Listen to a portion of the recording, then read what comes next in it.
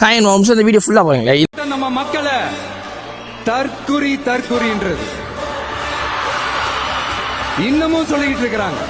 மக்கள் அவங்களுக்கு ஓட்டு போட்டா அந்த மக்கள் நல்லவங்களாம், அதே மக்கள் நமக்கு ஓட்டு போட்டா அந்த மக்கள் கெட்டவங்களாம்.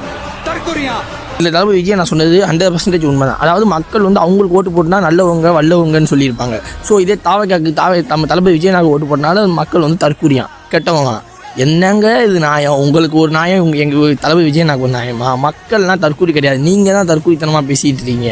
எதுக்கு எடுத்தாலும் மக்களை தற்குறி சொல்லிகிட்டு இருக்கீங்க. ஸோ இந்த மக்கள்கிட்ட இதுக்கு முன்னாடி நீங்கள் ஓட்டு கேட்டு வந்து நின்னீங்க, அதையும் ஞாபகம் இருக்கும்னு நினைக்கிறேன். சிஎம்மாவும் அதனால ஆக்குனாங்க.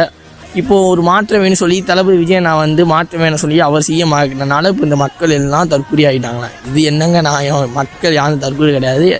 சும்மா எதுக்கு எடுத்தாலும் தற்குறின்னு பேசிக்கிட்டு நீங்களே தற்குறித்தனமாக பண்ணாதீங்கன்னு சொல்ல வரேன். யாரும் தற்குறி கிடையாது. என்ன நண்பா, கரெக்டு தானே? ஸோ இந்த மாதிரி நம்ம தளபதி விஜய் நான் வீடியோஸ் பார்க்காம சேனலில் ஒரு ஃபாலோ பண்ணிக்கோங்க. மறக்காமல் இந்த வீடியோஸ் லைக் பண்ணி கமெண்ட் பண்ணிக்கோங்க. ஓகே, பாய்.